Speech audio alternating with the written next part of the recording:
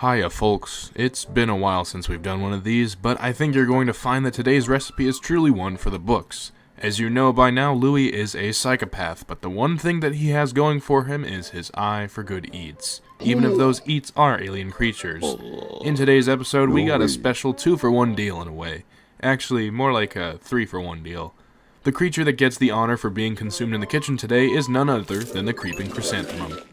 This ambush predator is notorious for camouflaging into its surroundings by taking on the form of a flower, in order to catch Pikmin off guard when they walk by. The chrysanthemum has quite an interesting recipe card, and there's a real primary reason for this that I'll explain in just a moment. For now though, let's go ahead and take a look at Chef Lou's recipe card to see what's in store for us. When thinly sliced, this predator's sizable bulb makes a sumptuous pizza topping. Definitely one of the shorter recipes of the bunch, but I'm sure that you're wondering where the bulb comes into play here. You might be thinking that it's the actual flowers themselves, but there are no bulbs in sight. Maybe Louie is referring to the bulbous shape of the chrysanthemum?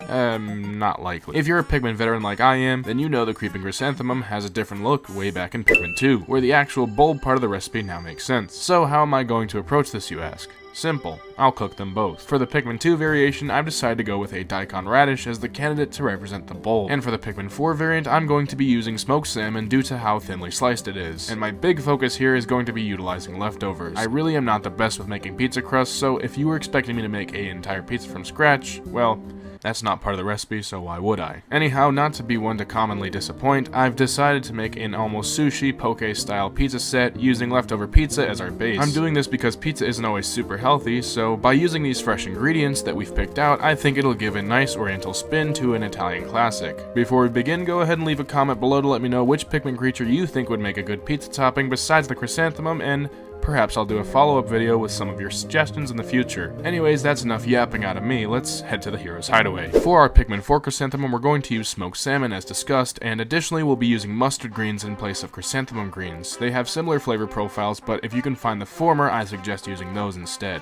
You'll need the pizza of your choice from no particular parlor, and several condiments including sriracha sauce, Duke LaRue's mayonnaise, no I'm just kidding, you can use any mayonnaise, and sesame oil. And with your prep work now complete, it's time to begin the cooking process. First things first, we're going to chop both ends of our chrysanthemum bulb off, and then we'll take a vegetable peeler to skin off the outer layer of the bulb. We're then going to thinly slice the bulb up into rounds, and off camera I've diced up the bulb so that it fits our pizza better. We're then going to take a bowl and put our bulb inside and add some sriracha to it to give it a red color and flavor, and also a tiny bit of pickle juice if you want a more unique flavor profile. You might want to add more sriracha or less depending on how spicy you like your things. I'm a spice freak, so of course I'm going to add more. Then by hand we'll mix everything together and we'll be left with a slightly rosy colored bulb, which I feel is closer to what the visual look and flavor of the chrysanthemum bulb would be. We're then going to mince up our mustard greens, and I'd recommend only using the leaves, but the stems are also fine, but just be aware they're more fibrous. I use the leftover scraps for composting. Now that all of our Pikmin 2 chrysanthemum parts have been used, we'll go ahead and put a frying pan on our stove and add a tablespoon and a half of sesame oil to get things started. And this is my safety disclaimer for you to be careful in the kitchen because I wasn't expecting the oil to sputter that much despite being on medium heat. So just be careful when using hot oil and gently place all of your bulb pieces into the pan, letting it cook up for a bit. As we let it simmer for a few minutes, I'm going to go ahead and start our spicy mayo and add a few spoonfuls of mayonnaise to the bowl with some sriracha and add a little tiny bit of honey as I like a sweet heat flavor in my spicy mayo. After mixing everything together, it's time to add our chrysanthemum leaves, which we'll let shrink up almost like spinach, allowing our bulb to cook up a bit more. I added a bit more of the greens in as I wasn't expecting them to shrink up so much, so feel free to add more in if you feel necessary. Once that's done, we'll set our pan aside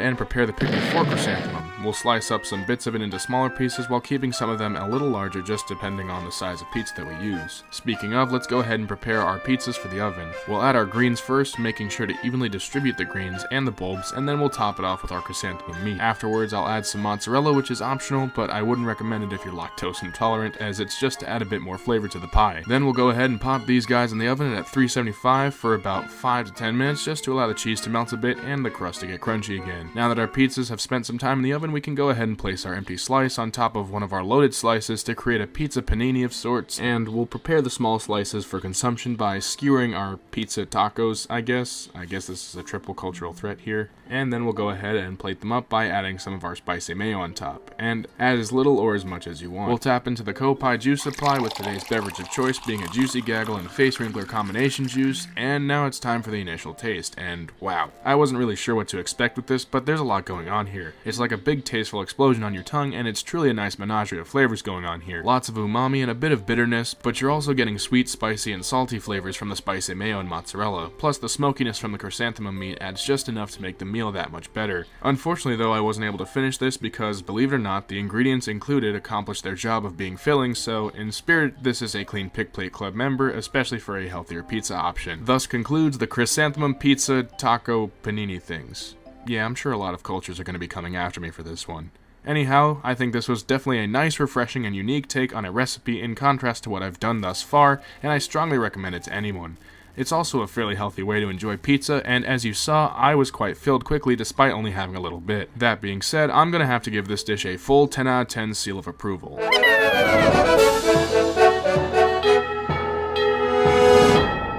I think this is a dish that anyone who is looking for a way to spice their boring, soggy leftover pizza up without just microwaving it for a long time, and truth be told, it didn't really take a long time to make or prepare. Maybe just grab a smaller daikon radish unlike I did. I'd personally recommend the sandwich style as it had the most flavor going on, and also it's the best way to fill up quickly without eating as much. Definitely a recipe for the books. As is the standard with my cooking videos, if you guess the next recipe correctly, you get a shout out, and if you suggest the recipe, then you also get a shout out. So congratulations on these two lucky dogs for getting on the Pikkai Wall of Fame. Be sure to leave a comment below with your thoughts and guesses for the next episode, as I'm interested in what you have to say. As always, a huge thank you goes out to my wonderful patrons who made these cooking videos possible, including my presidents, Crystal, Brittany's wife, and Griff. I hope you enjoyed this episode of Louie's Cookbook, and if you did, consider plucking the like button, and if you want more, you might want to check out this episode right here. Or, if this is your first episode that you've watched, check out the full playlist right next to it. Until next time, my name is Pikkai, and I hope you have an absolutely blessed day. Be safe, enjoy yourself, and thank you for watching.